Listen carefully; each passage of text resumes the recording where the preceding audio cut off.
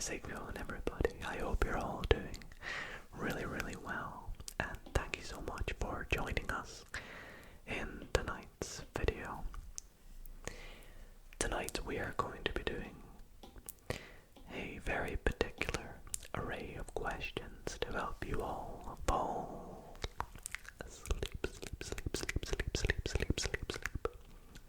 or relax, or even help you study, whatever you may use these ASMR maths videos for. And tonight we're going to be doing some calculus. C, that's very shaky C, but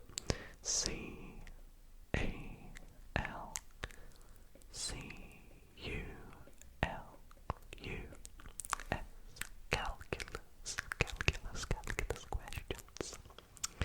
In particular from the AP standard, which, for those who don't know, is the American equivalent of calculus at a very high level.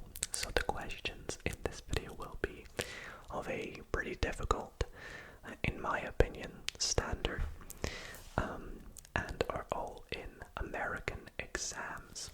In fact, the 3 questions that I have picked for us to solve tonight along with you, so you can all follow along and hopefully not lose track, are all from legitimate exams, and I will reference them and credit them as well in the description. If you want to download the PDF, it will be down below. But the reason I've picked to do these particular questions is, well, I noticed the majority of my viewership comes from America. So lo and behold, I thought, let's do some American ASMR maths. And, it's still understandable no matter which country you're from. So I hope you all enjoy regardless. And why not drop a comment down below letting me know where you're from, which country. And maybe I'll do some maths from the exams in your country. But tonight, it's all about AP calculus. And so I picked some fun questions for us to try along tonight, and I hope you all do enjoy. And if you do, then be sure to leave tonight's video a big thumbs up. And if you're not already subscribed, then be sure to subscribe. Anyways, without further ado, let's get into the first question of tonight's video.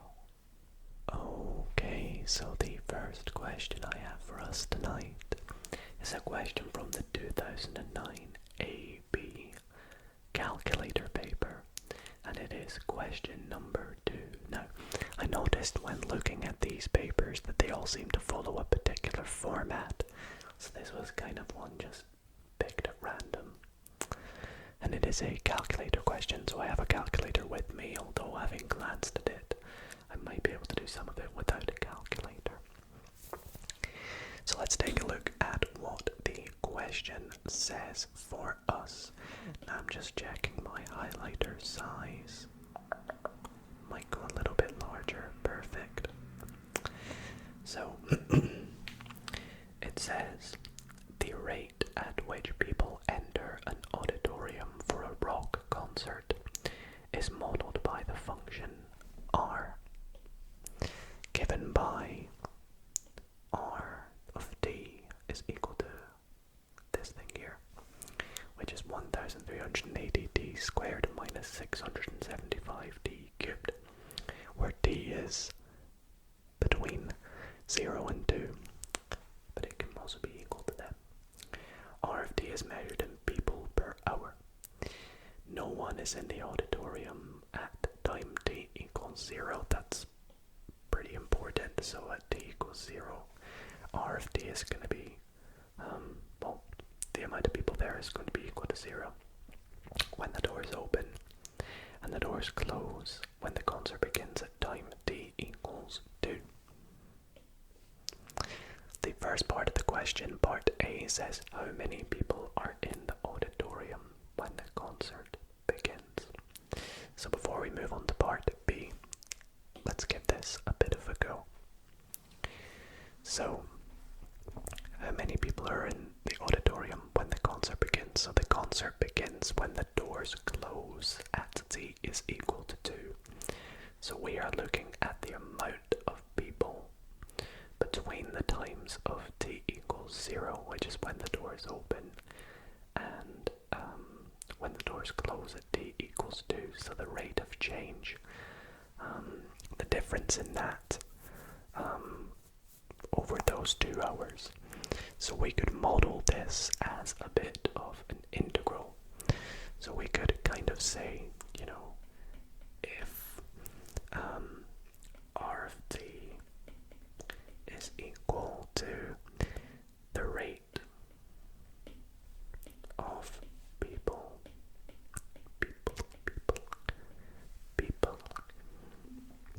that enter.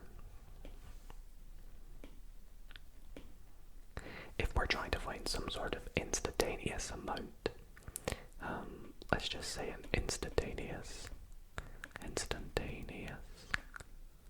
think that's how you spell it, an instantaneous amount is therefore going to be equal to the integral between some sort of value of r of t dt, excuse me. And we are looking at t is equal to 2 basically. So we're looking at the rate of change from when they open to when they close, because we're trying to find the total difference. So for us, our integral is going to look like from 0 to 2 over the entire duration of the doors being open of r of t dt. Now this is, well, we can keep the limits the same and substitute in what r of t is, which we have highlighted up the top, is simply 1380 minus 675. I forgot the d, sorry. 1380 d squared minus 675 d cubed, and then d. So for this, because it's a calculator paper, I believe in America, if you had a graphic calculator, which is allowed in the exam, you could probably just plug that into the calculator. But I'm going to be a bit extreme just for all of you to help you relax. And I'm actually going to solve that because it shouldn't be too tricky. So with this, well, when we integrate the left-hand side first, well, by the left-hand side I mean the first part, we'll get that it's going to be 1380 t cubed, and then we divide by the power, which is now 3. And then the second part is going to increase to the power of 4, so it's going to be minus 675 over 4 d to the 4. And we are evaluating this between, actually I was taught to do a little square bracket, but you can write it however you want, between 0 and 2. Now I can immediately see when we substitute in 0, we're just gonna get 0, so we're gonna be subtracting nothing, so we're only needing to input 2 as our first limit. So we're gonna have 1380, and then d cubed is, well, 8, so times 8, oops, that is an awful line, divided by 3 minus, then to the power of 4 is 16, so 675 times 16 all over 4. And that should give us our final answer. I have my calculator, I'm just gonna 1380 times 8. I know you can't see this, but hopefully the sounds should be nice. I thought in tonight's video I'd do something a little bit different by recording on as a change. Anyways, for here, I get a value of 980, which is quite nice, and because it's in an amount of people, the answer is going to be 980 people will be in the auditorium when the concert begins. And I can't be bothered writing will be in the auditorium when the concert begins, so hopefully that would be sufficient. So let's move on to part B. I should probably state, in case you're looking back at this PDF, that this is part A. So part B says, find the time when the rate at which people enter the auditorium is at a maximum. Justify your answer. So this is pretty important because we're going to be justifying our answer. So the justification, in my opinion, could be done at the very start, because simply we're trying to find the point at which the amount of people will be at its maximum. Now, if you have, like a rate of change graph of the amount of people that are in there as well, the amount of people will be at a maximum when it peaks on the graph. Now, at that point, we say in math that the gradient will be equal to 0, or the derivative, the slope, however you want to word it, will be equal to 0. So we'll say that it's at a peak when, and in our case, it's going to be the derivative of the rate of change of the amount of people is equal to 0. However, it could also be at a critical point. So a critical point is basically the start or end, so 0 or 2. For us, d is equal to 0 or 2. So, well, let's differentiate r dash d. So we'll say i.e. when, and then r dash d equals, so we need to differentiate 1380d minus 675d cubed. Well, 1380 times 2 is going to be 2760, and then d minus 1 from the power. So we get 2760d. And the second one, we're going to multiply 675 by 3, or negative, which gives minus 2025. Yep. Minus 2025 d squared equals 0. So factorizing this,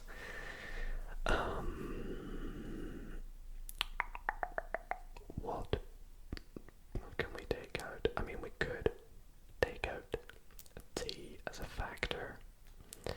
That'll be pretty painful to solve. We'll take out t. Let's take out t as a factor, and then we've got 2760 minus 2025d is equal to 0. So basically, either t is equal to 0, a critical point, or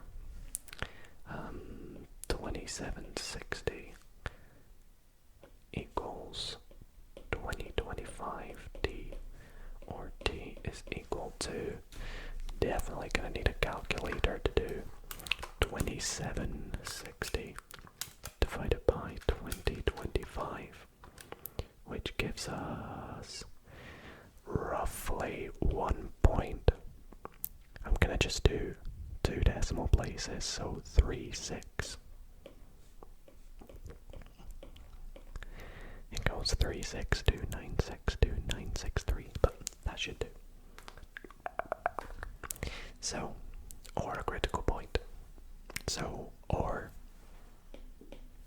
t is equal to 2, because that's the only other critical point we have. We have 0 and 2.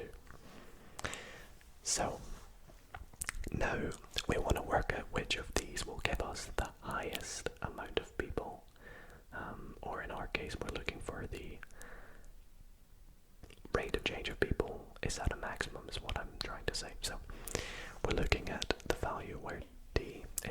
case, we're going to make a little table. Oh, come on, it's not detecting that as a line. It's going to give us the highest value of r of d. Make sure it's r of d and not r dash d. So our values were 0, 1.36, or 2. Now we can immediately see that 0 is just going to give us 0 when we substitute it into this thing back up here. I'm actually going to copy this because I want to keep an eye on it. So let me go back down just so I can refer to it here. So when we substitute our t values into this here, 0 is obviously going to give us 0. When we substitute in 1.36,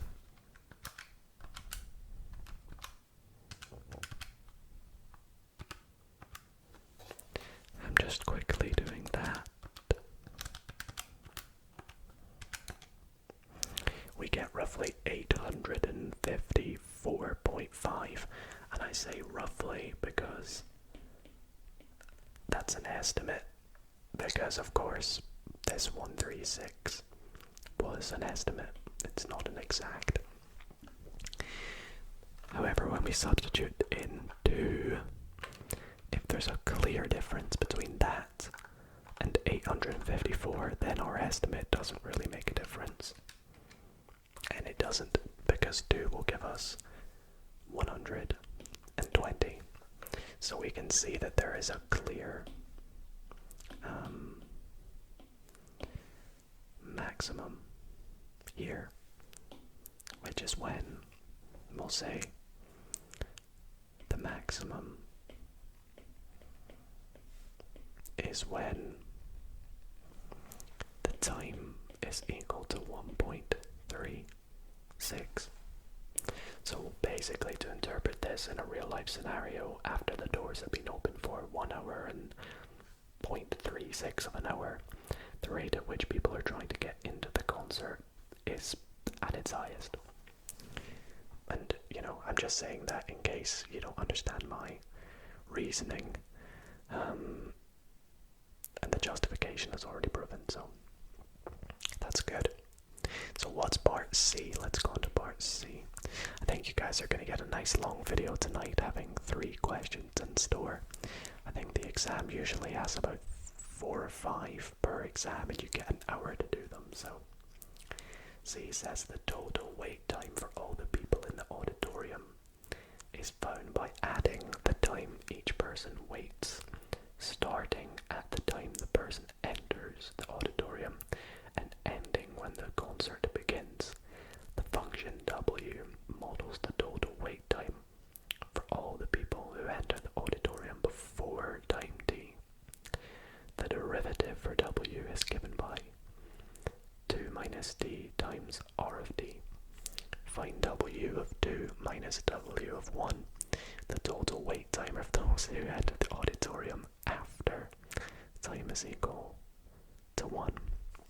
So this W that we've got, I know that was quite a lot there, so let's walk through it. This W we're introduced to is the amount of time someone waits for in the queue whilst they're trying to get in. And they're telling us that the derivative of W is modeled by this thing here. So it's 2 minus d times r of d, which is the rate at which people try to enter, which makes sense. And we want to find W2 minus W1, which is basically the difference in time that people wait after an hour to when the doors close, which is, as we know, probably going to be the highest amount of waiting time compared to 0 to 1. So, to tackle this, let's go down and we'll say that if W of t is equal to, what was it, 2 minus t times r of t, then we can say that is simply going to equal the integral of this. Now I could just write integral of w dash t, but you know, that's kind of a given, but I'll do it anyways. So it's going to be the integral of 2 minus the r of t dt. So for us to find the difference between r of 2, w of 2 minus w of 1, when you do this in an integral, a definite integral, you're essentially just substituting in those values as the integrands, or the limits. So 1 and 2, like so. And then our integral is 2 minus d, and r of d, which I think, yep, I kept up here, and that's why I kept it up here, to refer back to it. Had a feeling it might pop up later, so pretty handy we kept it. Let's pop it right there. And d. So how am I going to solve this? Well, again, I could do it very quickly by using a graphic calculator, but to be nice and fun for you guys, I'm going to do it by hand.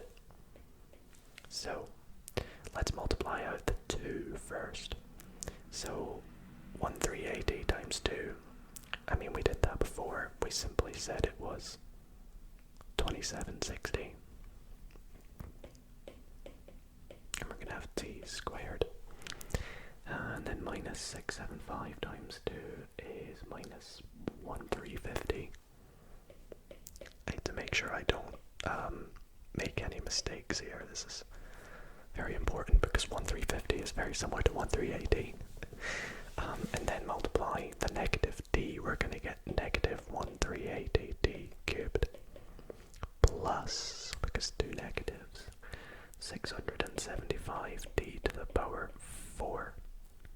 And we're going to evaluate all of this between 1 and 2. Now we can actually simplify this. We've got 2d cubes. So let's do it in order of 6, 7, 5, d4, in order of powers. I've not integrated. I'm being a fool. I've not integrated. I've still not integrated yet. And then negative is going to be 27. 30d cubed and plus 2760d squared dt. So now when we integrate this, we can see it's just going to give us, well, I wonder what's 675 divided by 5. 135, so that's quite nice. 135d to the 5. That one probably won't be divisible by 4. I'm going to check though. 2730 divided by 4.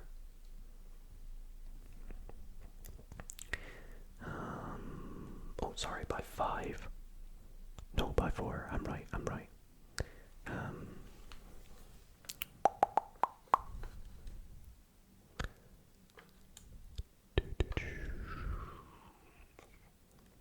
If I made a mistake somewhere.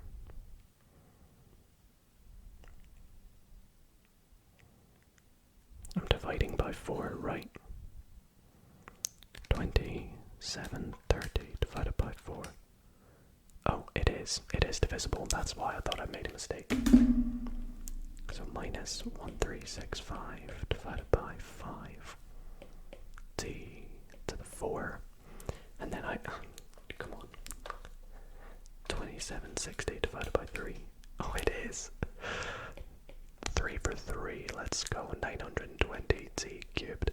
And we're evaluating this between 1 and 2. So let's do that. Now I am just going to go straight to doing this on my calculator, but what you would do here, and I'm just doing this to, in fact no, I'll write it, why not? So in our first bracket, we're going to have 135 times 2 to the power of 5 minus 100 1365 divided by 5 times 2 to the power 4 plus 920 times 2 to the power of 3. And then we're going to subtract in our second bracket everything with 1. So actually our second bracket isn't really going to be that big because 1 times any of powers is just going to be 1. So we're just going to have 135 minus 1365 divided by 5 plus 920. There we go. Now, let me pop this into my calculator.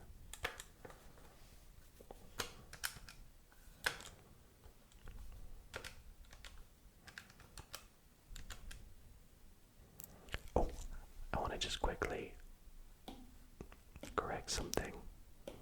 This should be 2. It was still up on my calculator. My mistake, everyone. 135 2 to the power 5 subtract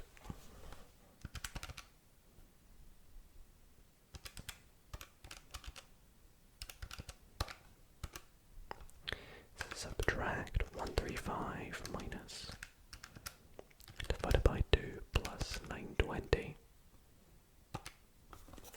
gives us about 387.5. So, to interpret this as our answer, we'll say the total. In fact, again, I'm just going to leave this as hours and explain to you that this answer here is the total wait time for people who enter after t is equal to 1. So for those who enter the building after, or try to wait to enter the auditorium after 1 hour, the total wait time is 387.5 hours. So that's part C. And that leads us on to part D, the last part to question number 1, and we are 30 minutes into the video. So let's see what we have. On average, how long does a person wait in the auditorium for the concert to begin? Consider all people who enter the auditorium after the doors open and use the model for total wait time from part C. So the total wait time from part C is the model that we wrote with 2 minus t r of t. So the total wait time, therefore, the total wait time over the entire duration is simply from 0 to 2, the entire duration of the doors being open. So it's 2 of t times r of t dt. So therefore we would say that the average is going to be equal to the total over n, and n is the total number of people, and the total number of people we actually calculated earlier, and I think it was like 900 and the total number of people here, 980 people. So to find the mean, basically the average is we're going to divide by the total number of people, which is 980. So to find the average wait time, we're doing the total wait time divided by the total number of people. And that's how you find the average. So therefore, we're doing another integral, and that integral is going to be, I've left a big space at the start for a reason, because we're going to add something here. It's going to be between 0 and 2 of 2 minus t times r of t, which, again, is up here. Here it is. Now I think I might be able to just do some copying, perhaps.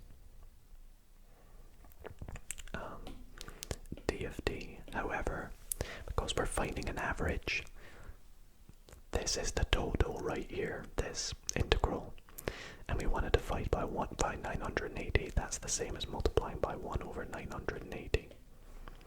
So we can do that. We know that this is going to be 1 over 980 multiplied by evaluating this integral, and we already did that. We know it's this thing here. So let's take that.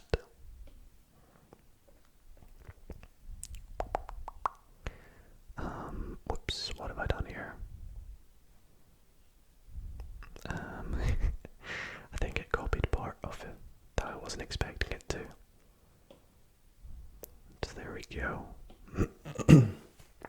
Except this time we're doing between 0 and 2. However, like we did in a previous question, we're going to be just subtracting 0 at the end. So really it doesn't matter what we subtract, we're just going to substitute in 2.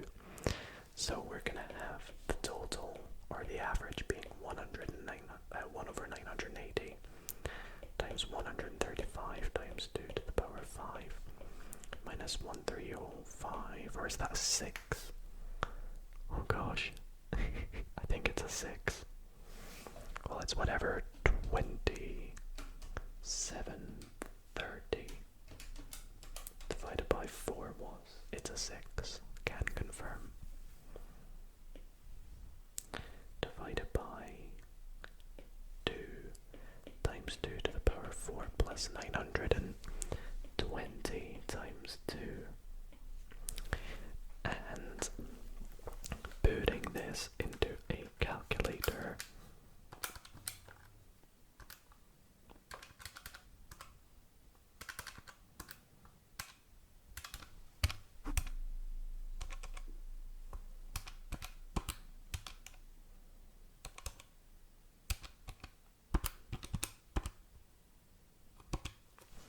gives us roughly 0.78 to 2 dB. So we would say on average a person waits 0.78 hours. And obviously you could interpret that in terms of minutes by doing 60 multiplied by 0.78, which is 46 minutes. So approximately 47 mins wait time. So there we go, that's the end of question 1.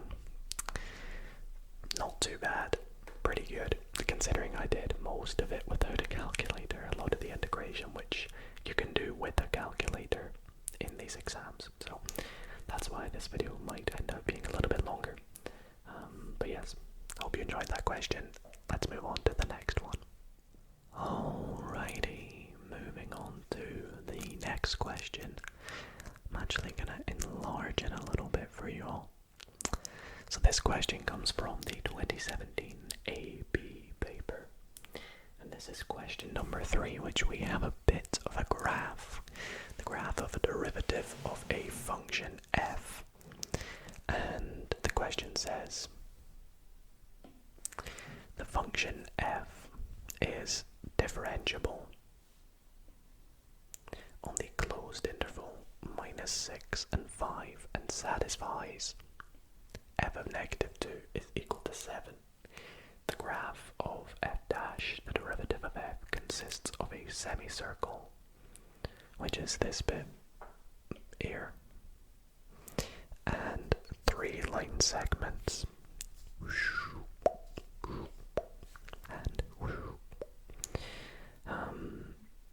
And the question asks us, for part A, find the values of f6 and f5. So the differentiated part. So obviously if it was the differentiated part, we would just go to negative 6 and, but this is a little bit different. And we don't actually have a function to do that. So we are going to have to do a little bit more integration this time. And this question, I cannot remember if it's calculator or not. But we'll try and do it without one because because I believe that it's possible. So I think it's non-calculator. Yeah, I think this is non-calculator if I'm correct. It will be in the description. So let's get on to part A. So to find the value f of 6, well, first we can define some sort of dummy function for f of x. What I mean by this is f of x is basically going to be the difference between, so f of negative 2 plus some, because this is this negative 2 part, it's going to be the difference between negative 2 and some sort of value y.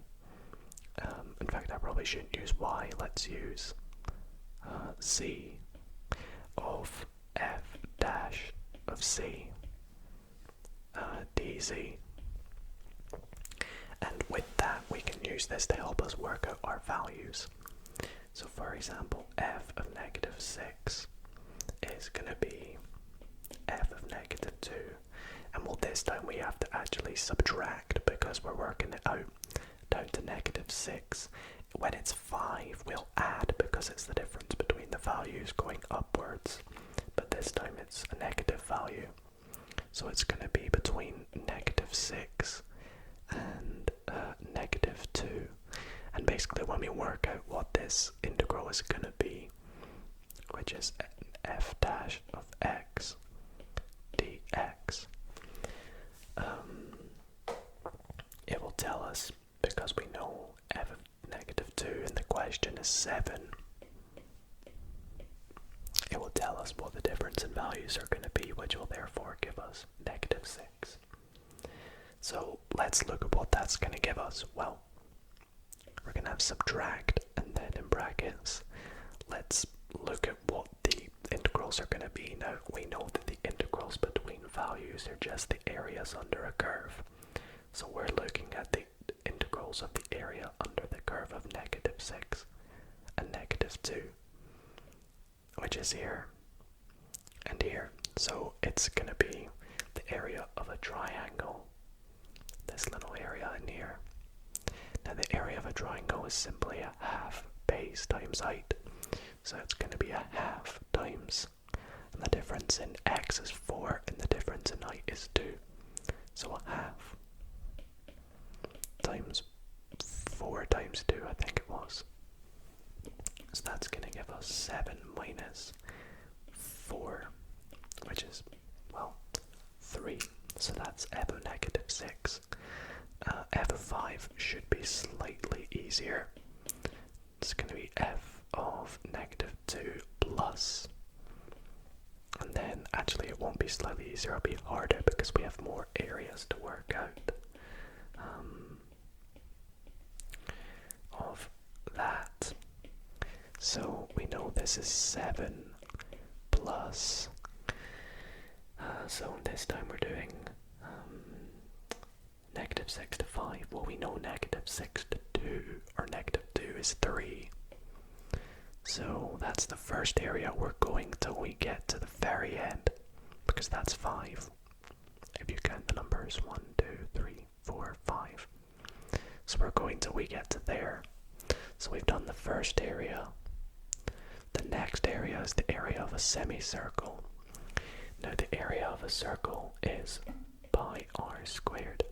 So the area of a semicircle is divided by 2. Here the radius of this circle is 2 units. So 2 squared is 4, so we have 4 pi over 2, or just 2 pi. I'm going to erase that. But that's the area of that semicircle. So we're going to 3 plus 2 pi, and I think the last bit is just a triangle, isn't it? Yep, so a triangle of base 3 and height 2. So plus a half times 3 times 2. And I'll just do it like this. So we're going to have 7 plus 3 is 10. And then evaluating that bit at the far right is basically 1 times 3 is 3, so 7 plus 3 plus 3 is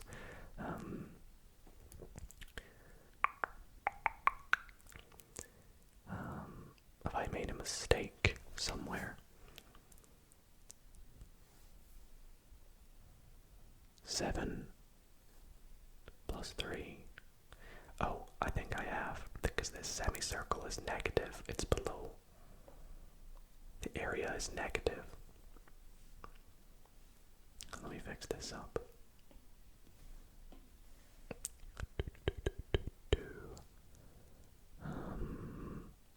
Minus 2 pi. There we go. Yeah. And actually we don't add this 3 because that's been accounted for already. So it's 7 plus 3, which is 10, minus 2 pi. There we go. So that is part A. Let's move on to part B. Let's see what that has for us. So on what intervals is f increasing? Justify your answer. This should be nice and easy. Well, a function is simply increasing when, oh gosh, when its derivative is greater than 0. So i.e. when x is between what values is the derivative, which we can see by the graph, when is that graph greater than 0? And we can see that is greater than 0 between minus 6 and 2.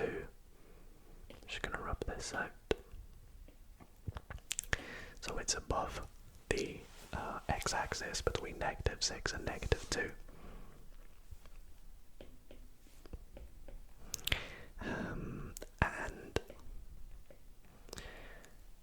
X is between, after the semicircle, 2 and 5. There we go. Perfect.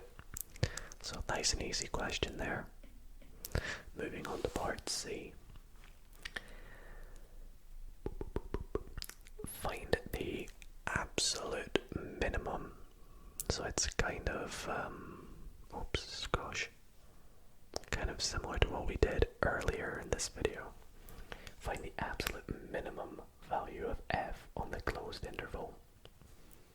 So remember that we talked about earlier, a maximum occurs at the turning point, or when the derivative is equal to 0. It's the same for a minimum. It will occur when the derivative of 0. We just need to prove that it is a minimum by doing that graph. So we would say that a minimum occurs when the derivative is equal to 0, or, and this is very important, or at a critical point. I'm just writing shorthand here. So let's work out all those points. Well, we can actually do this from our graph. We don't need to do any calculating. We can see all the points where the derivative is going to be 0 is simply negative 2, negative 6, 2, and 5. We can clearly see that it's not going to be a minimum at 2, or, yeah, of 2, no, 2,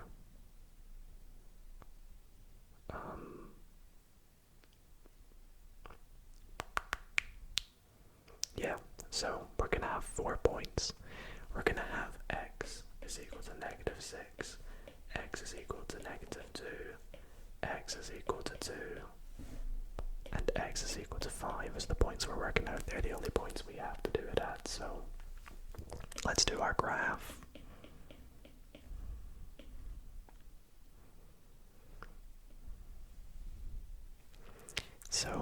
have -6, -2, 2 and 5. And, well, we can see, we know that at -6 we get 3 as f dashed of x. At that point, we wrote up here 3. We also said at 5 it was 10 minus 2 pi. So 10 minus 2 pi and 3. So therefore all we have to do is work out -2 and 2. So -2 is going to give us, well, it's just the difference, so it's going to give us the difference in that bit there, which is just 7. And then therefore 2 is just the alternate of that, so 7 minus 2 pi. It's the difference between -2. So we need to find out which of these gives the lowest. Now 3 is currently the lowest. We don't know what 10 minus 2 pi is without using a calculator, and same as 7 minus 2 pi. So if I can work them out, 10 minus 2 times pi is 3.7 roughly. And then therefore 7 minus 2 pi is going to give us 0.7, which is the lowest. So we'll say the absolute minimum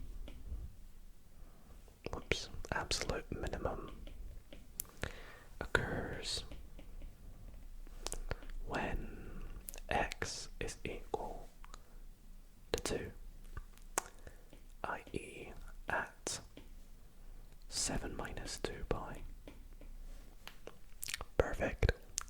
So let's go on to part D, which is the last part in this question, and it asks us for each of f double prime of -5 and f double prime of 3, find the value or explain why it doesn't exist. Okay,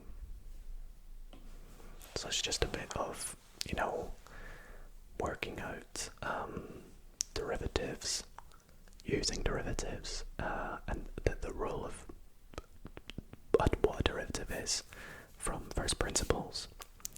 So we would say that f double prime is simply the gradient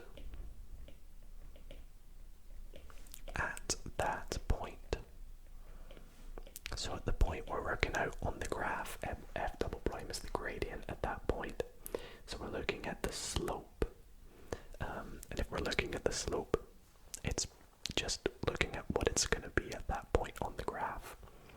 So for example, f double prime of 5 is the slope at 5, or was it -5? Sorry, -5, my bad. So at -5, we can see that the slope here is negative. So it's going to be whatever the slope is at that point. Now we can see that the gradient is going to be the change in y divided by the change in x. The change in x, the y, is 2 to 0, which is just 2, and the change in x is -6 to -2, which is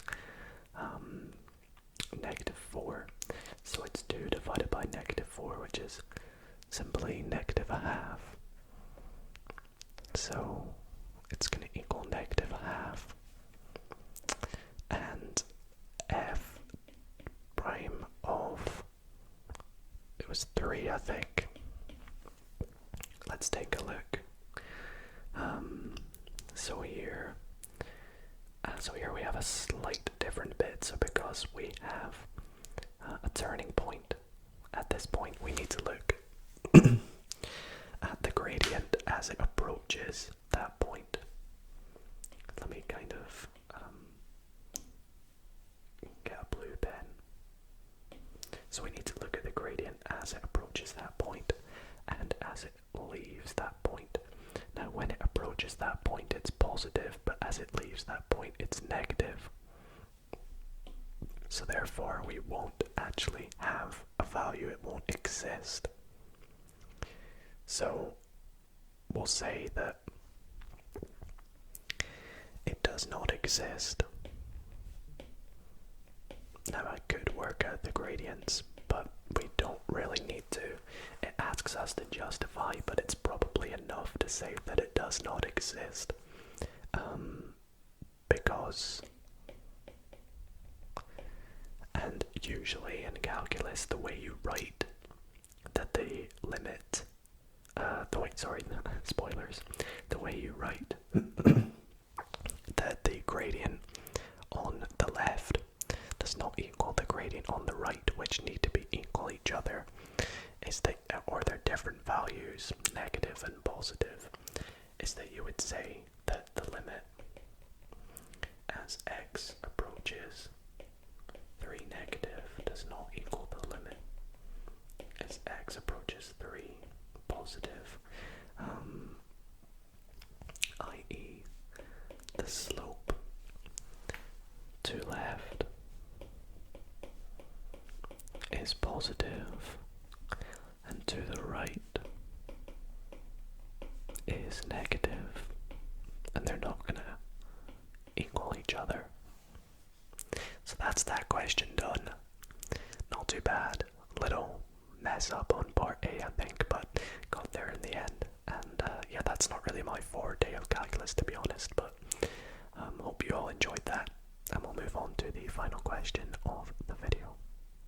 Okay, so welcome to the final question of the video, which is from the 2022 BC. So this is the first one we've done from the second part of the AB Calculus curriculum. And this is question number 2. So it's the most recent exam, and it is calculator.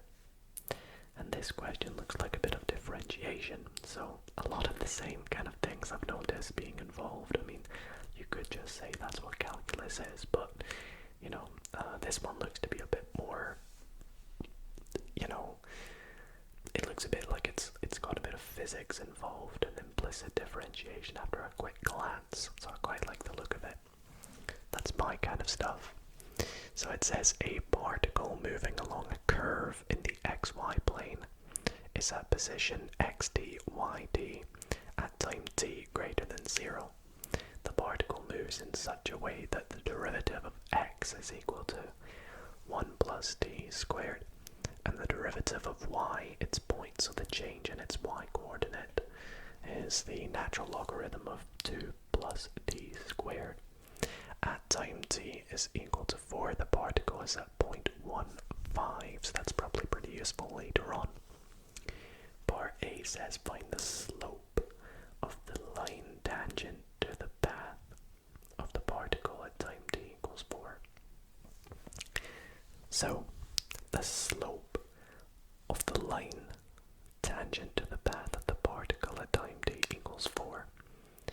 That is just asking us to work out dy by dx. It's just like a hidden way of saying work out the gradient of its position, essentially. So, with implicit differentiation, it can always be a little bit tricky. But to work out dy by dx, it's simply dy by dt divided by dx by dt. And that you can just rewrite to make it a bit easier as dy by dx dy by dt times dt over dx, the inverse of the change in its x coordinate, because you can see the bottoms will cancel out there and the top will cancel out there, and you'll get dy by dt. So we're doing this, we want to work it out at t is equal to 4. So we're trying to work out the derivative at t is equal to 4. That is simply going to equal ln of 2 plus 4. So I'm looking at this bit here, the dy by dt, which is 2 plus natural logarithm of 2 plus t squared, which is 4 squared, and we're multiplying that by the square root of 1 plus t squared, which is 1 plus 4 squared. I know I could just write square root of 17, but yeah, that should be good. Sorry, it's the inverse. Make sure I don't make that mistake. I was literally just explaining it. So the reason I put 1 over that is because of this bit here. We're doing the inverse. So let's pop that into a calculator. As I said, we're allowed to use one here. So I'm just going to do this as one big fraction. Natural logarithm of 4 squared is 16 plus 2 is 18 over root 17 gives us 0.701 ...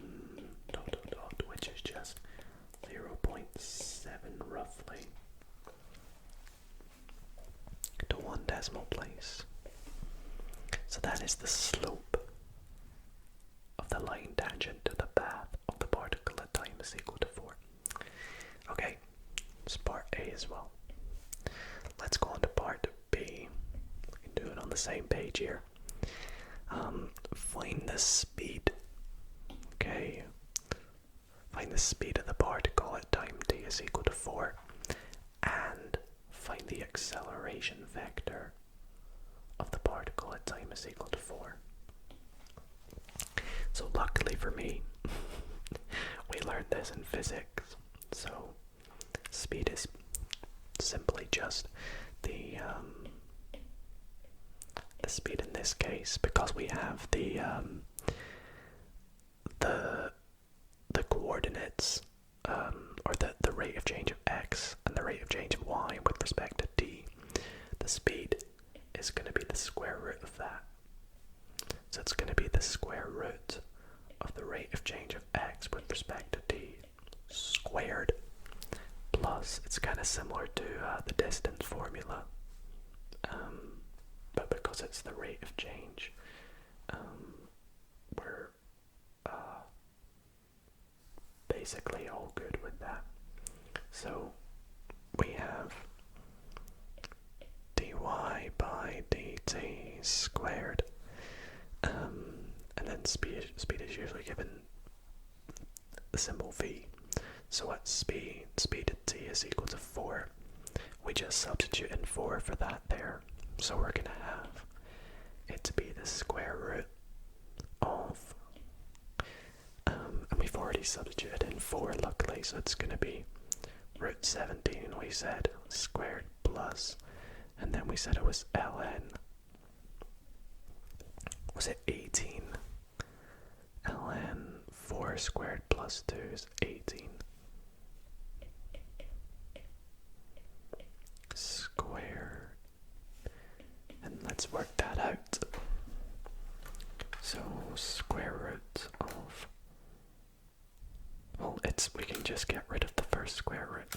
We'll have 17 plus ln of 18 all squared, and that gives us about 5. It actually gives us 5.035300, but you know, 5 will do. So let's move on to the second part, which wants us to work out the acceleration vector. Now the acceleration vector is basically going to be the second differential of the position. So it's going to be, well, the position is x and t. So to work at the acceleration is the second derivative of the position, or simply the derivative of the speed. Now the speed is what we just said, dx by dt squared plus dy by dt squared. So the second derivative of that is going to be d squared x by dt squared plus d squared y by dt squared. And we're going to put a little I and a little j and underline them because it's a vector. Acceleration is a vector. Sometimes people do it with arrows, sometimes people do it with brackets or whatever, but I was always taught to do I and j, and if there's a c coordinate, to do k. So let's take a look at what we're working with here. I think we're actually going to have to work at the derivatives though. So let's do this in blue. We're going to work out the derivative of dx by dt, which is root 1 plus d squared.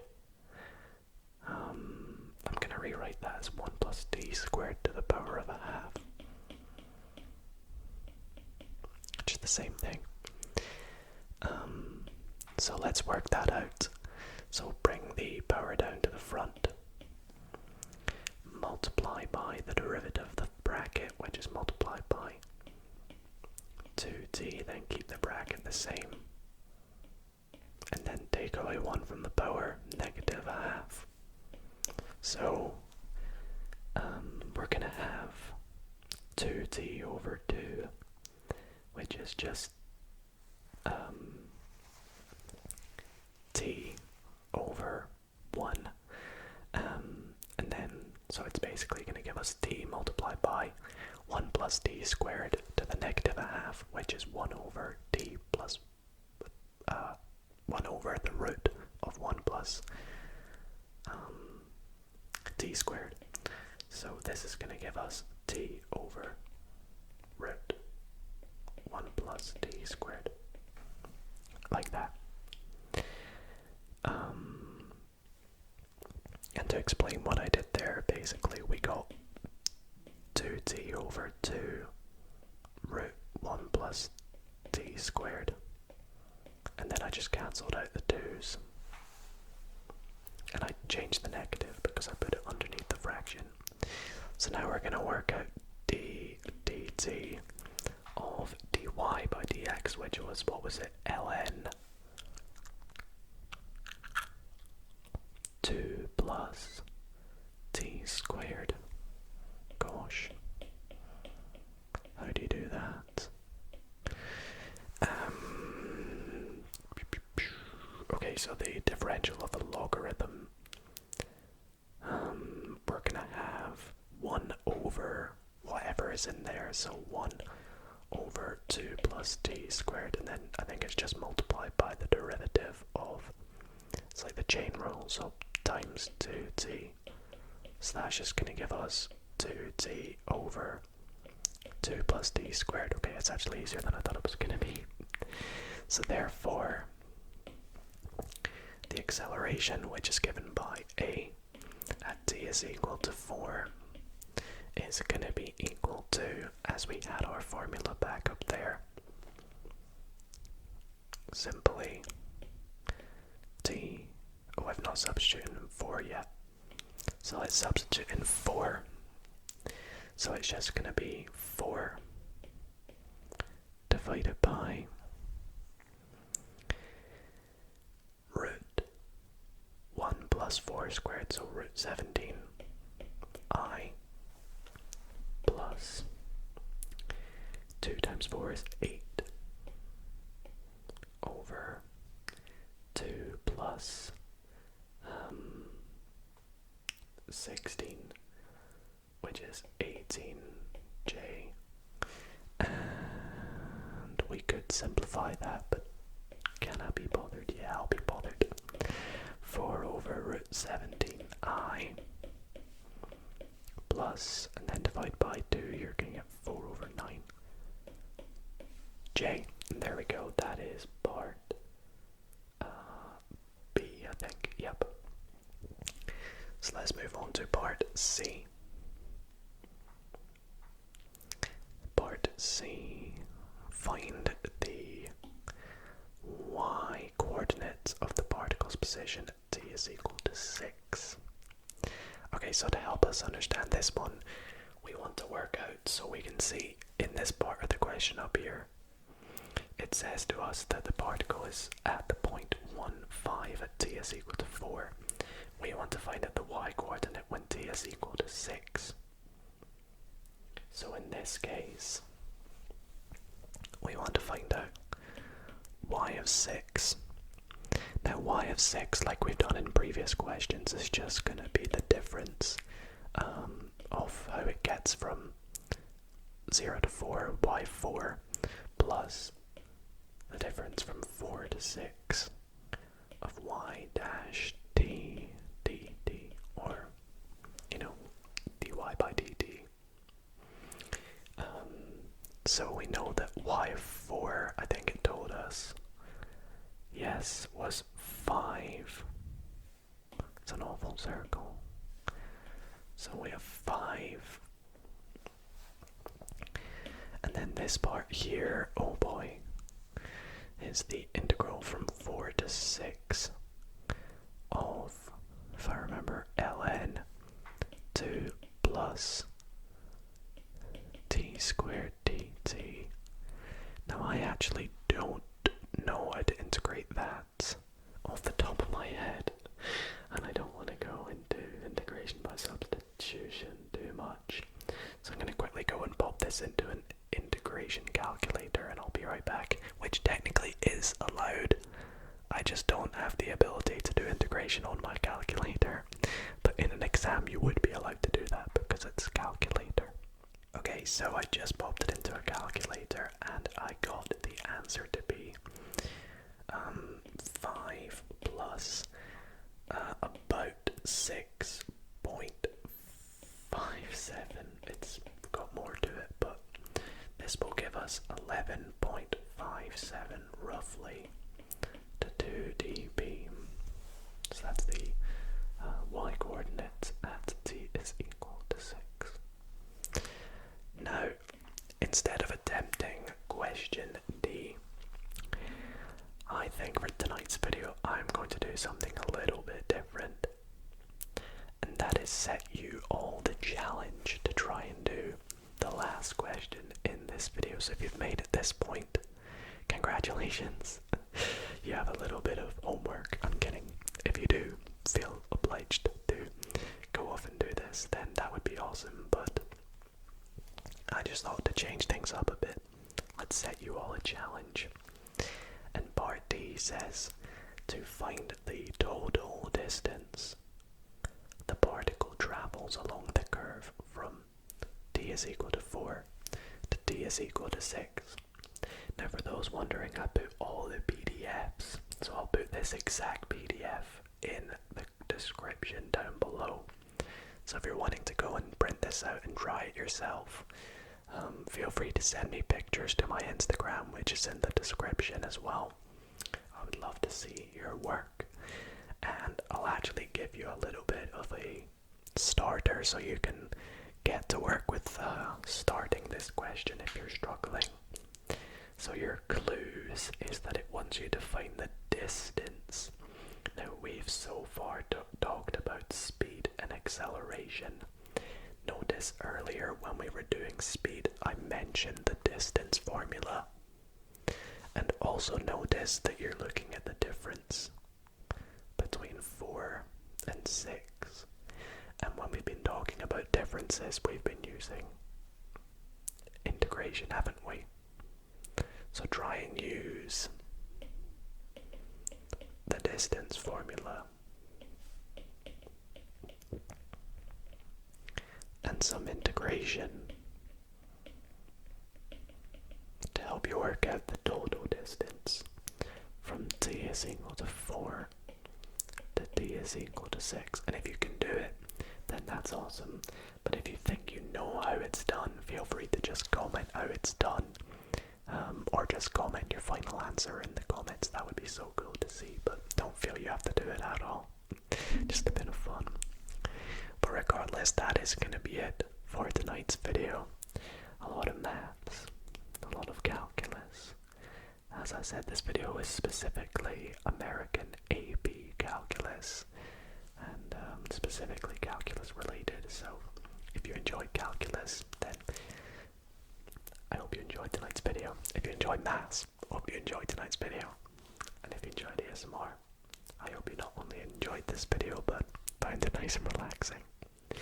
If you did, then why not consider leaving the video a big thumbs up? Subscribe if you're not already, and why not comment what areas of maths or what country you're from in the comments down below, and maybe I'll do some of that in the next video. But thank you all so much for watching. Hope you sleep well, and good night, everyone.